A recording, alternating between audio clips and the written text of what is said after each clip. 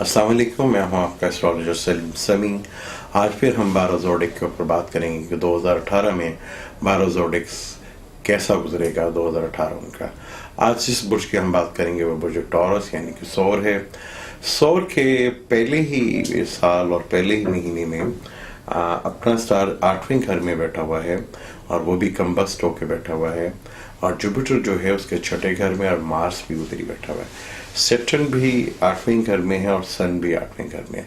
तो ये साल का पहला महीना जो है वो सौर वालों के लिए सेहत के मामलात में थोड़ा सा प्रॉब्लम्स ला सकता है, सेहत के इशू खड़े कर सकता है और आपस के मियाँ बीवी के रिलेशनशिप में थोड़ी सी टेंशन और डिप्रेशन पैदा हो सकती है।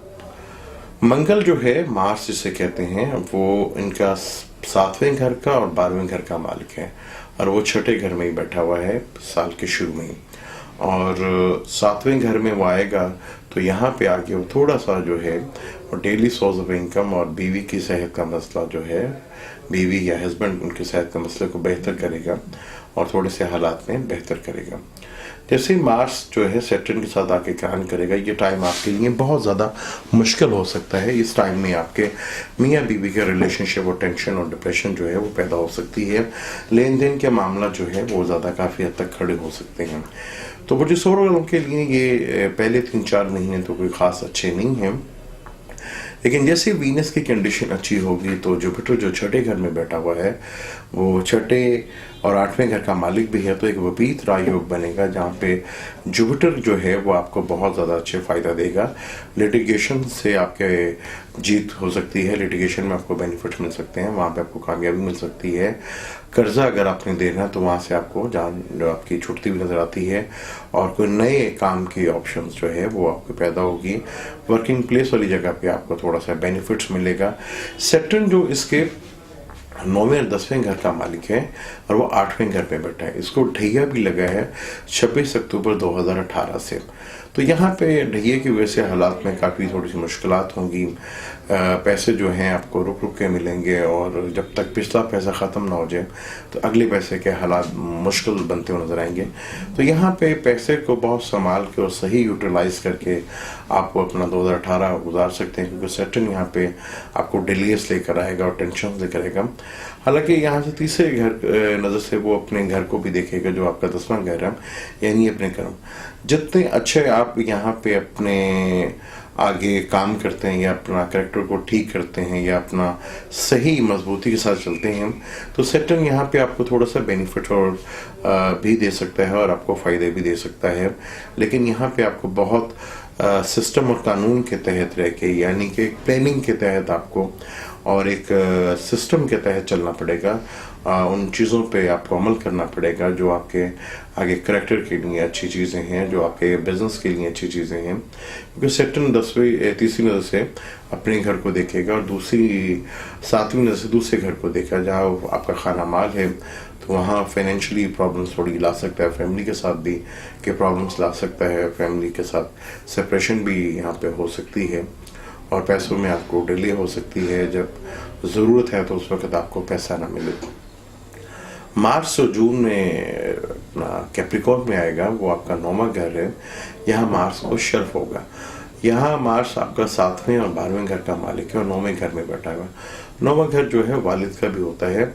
यहाँ पे ये शर्फ में बैठा हुआ है तो बैरून मुल्क से कोई रास्ते आपके बनेंगे। अगर आपका इमिग्रेशन या बाहर जाने का कोई इरादा है तो उसके लिए ये आइडियल टाइम है। हाँ, यहाँ पे मियाँ बीवी का रिलेशनशिप में भी अदर रिलेशनशिप की वजह से टेंशन और डिप्रेशन आ सकती है या सेपरेशन जो है वो हो सकती है। लेकिन यहाँ बाहर जो के सिलसिलों में मार्स जो है वो बहुत अच्छे रिजल्ट देगा। राहु केतु जो है आपके तीसरे घर में बैठा हुआ है। राहु तीसरे घर में बहुत अच्छा होता है। जब वीनस खराब होगा, जब मून खराब होगा तो वहाँ राहु के आपको बुरे असरात मिल सकते हैं।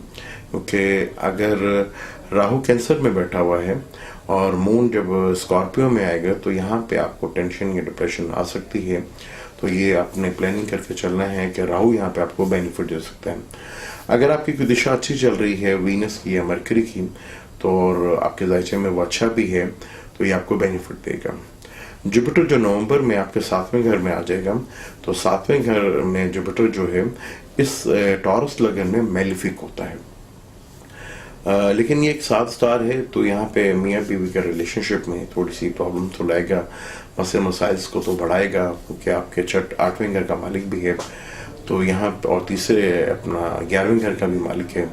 तो यहाँ जुपिटर 7वें घर बैठ के 11वें घर को भी देखेगा, तो यहाँ जुपिटर थोड़े से आपको बेनिफिट भी देगा। लेकिन अगर आप अपनी रिलेशनशिप को स्ट्रॉन्ग करके चलते हैं तो यहाँ पे आपको उसको बेनिफिट मिलेगा। औलाद की तरफ से आपको थोड़ी सी टेंशन और डिप्रेशन हो सकती है उनकी एजुकेशन को लेकर, हेल्थ की इशू के लेकर। जो बच्चे टॉरस एजुकेशंस कर रहे हैं उनके लिए एक स्ट्रगल्स वाला टाइम है, उन्हें बहुत ज़्यादा मेहनत करनी पड़ेगी एग्ज़ाम में पास करने के लिए। जो जॉब से रिलेटेड है उनको थोड़ा सा, अगर वीनस अच्छी कंडीशन में आएगा तो विपरीत राजयोग बन के यहाँ वो प्रमोशंस के भी हालात पैदा करेगा और नए बिजनेस के भी हालात, या अगर ट्रांसफ़र चाहते हैं तो ट्रांसफ़र भी आपकी हो सकती है। जो कुंवारे हैं उनके लिए जब जुपिटर जो 7वें हाउस में आएगा, क्योंकि जुपिटर जो है वो औरत की जायचे में शादी का कारक भी है, तो 2018 के एंड में जो कुंवारे हैं उनके लिए शादी का योग बन सकता है। बेसिकली थोड़ा सा मिक्स टाइम है टॉरस वालों के लिए, अगर वो थोड़ा सा प्लानिंग के साथ चलते हैं तो ये यहाँ पे आपके लिए बेनिफिट्स होगा। सैटर्न जो है इस कुंडली में बेसिकली योग कारक है, लेकिन बैठा हुआ 8वें घर में है, लेकिन यहाँ से वो 10वें घर को भी देखेगा और 7वें घर को भी देखेगा और 5वें घर में देखेगा। तो ख़ासतौर पर रिलेशनशिप में लेके और लव अफेयर में लेके आपको काफ़ी प्रॉब्लम आ सकती है, मिसअंडरस्टैंडिंग पैदा हो सकती है, गलतफहमी पैदा हो सकती है। तो जितना ज़्यादा आप अपने पर एतमाद करेंगे और अपने में कॉन्फिडेंस पैदा करेंगे तो, और रिलेशनशिप में आप किसी और की बातों पे आने के बजाय अगर अपनी खुद ज़ात के ऊपर जो आपका रिलेशनशिप है उस पर भरोसा करेंगे तो आपको ये बेनिफिट्स मिल सकते हैं। यहाँ पे आपको बहुत सोच समझ के चीज़ गुजारनी है।